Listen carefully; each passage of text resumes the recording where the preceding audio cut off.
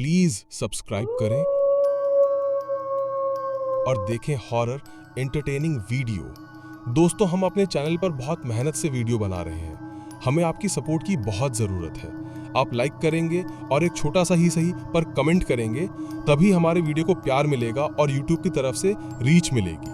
तो कृपया करके एक लाइक और एक छोटा सा ही सही पर कमेंट कर दीजिए। धन्यवाद। ही रागिनी के हाथ कांप गए। उसका चेहरा पसीने से भीग चुका था। कौन है बेटा? इतनी रात को फोन किसका है? दीदी, माँ, दीदी नहीं रही। मेरी लाडू को किसकी नजर लग गई? इतनी कम उम्र में मेरी बच्ची हमें छोड़ गई। नन्ही शैली अपनी माँ को ढूंढ रही थी। उसकी मासूम आंखें बार बार दरवाजे की तरफ उठ जाती। माँ, मैं जानती हूँ हर लड़की के अपने शादी के अरमान होते हैं, लेकिन दीदी के जाने के बाद अब मेरा पहला फर्ज यही है कि मैं शैली की माँ बनकर उसे पालूं। किसी और पर भरोसा नहीं कर सकती। बेटी, ये कहना जितना आसान है, निभाना उतना ही मुश्किल। सोच ले अच्छे से। मैंने सोच लिया है माँ, अब शैली को मेरी जरूरत है। नहीं रागिनी, मैं तुम्हारी भावनाओं की कद्र करता हूँ, लेकिन मैंने हमेशा सिर्फ निशा से प्यार किया है। वो चाहे चली गई हो, लेकिन मेरी जिंदगी में कोई और नहीं आ सकता। मैं मरते दम तक सिर्फ निशा से प्यार करूंगा।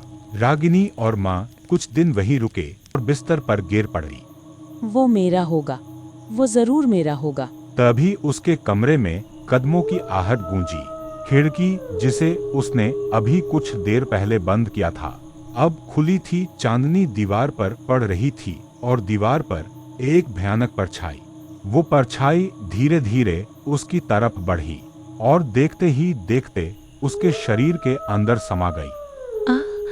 नहीं, ये क्या हो रहा है? माँ, माँ! उसका शरीर जकड़ चुका था। आवाज गले में फंसी रह गई। अब तुम मेरी हो। मैंने तुम्हारी एक इच्छा पूरी की, अब तुम मेरी हर इच्छा पूरी करोगी। रागिनी कांप उठी। उसने कमरे में चारों तरफ देखा, लेकिन वहां कोई नहीं था। तभी उसने अपने शरीर पर एक भारी बोझ महसूस किया। प्लीज प्लीज मुझे छोड़ दो, मुझे जाने दो। गलती हो गई मुझसे, मुझे तुमसे कुछ नहीं चाहिए, प्लीज जाने दो। उसकी चीख पर जवाब प्रपोज किया और उसने हाँ कर दी। राजेश, बहुत दिन हो गए मैं चाची से नहीं मिली। सोच रही हूँ कुछ। को झाड़ियों के पीछे हलचल दिखाई दी। वो बस से उतर गई और जब लौट वो सीधे अपने कमरे में चली गई। सुनीता की वो मर्दानी और डरावनी आवाज सुनकर कमला चाची के हाथ कांप गए। कमला चाची ने जैसे ही सुनीता के कमरे का वो मंजर देखा, उनके पैरों तले जमीन खिसक। किसी बुरी आत्मा का साया है। क्या चाची जी, आप कहना क्या चाहती हैं?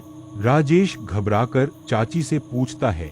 चाची ने उसे पहाड़ी पर रहने वाले तांत्रिक का रास्ता बताया। कुछ ही घंटों बाद राजेश तांत्रिक बाबा तक पहुंचा। बाबा तपस्या में लीन थे। बाबा, मेरी पत्नी को बचा लीजिए, कृपा करके मेरी मदद कीजिए। और कुछ अपनी हवस पूरी करने के लिए शिकार ढूंढते हैं। ऐसे खबीस को ना तो मारा जा सकता है, ना रोका जा सकता है। उसे केवल मुक्त किया जा सकता है। तो फिर बाबा उसे मुक्त कर दीजिए, मेरी सुनीता को बचा लीजिए। अब यह संभव नहीं है राजेश। खबीस पहले ही सुनीता के साथ संबंध बना चुका है। उसका शरीर पूरी तरह उसके कब्जे में है। अगर मैंने खबीस को मारने की कोशिश की तो सुनीता भी मर जाएगी। ये सुनकर राजेश के पैरों तले जमीन खिसक गई।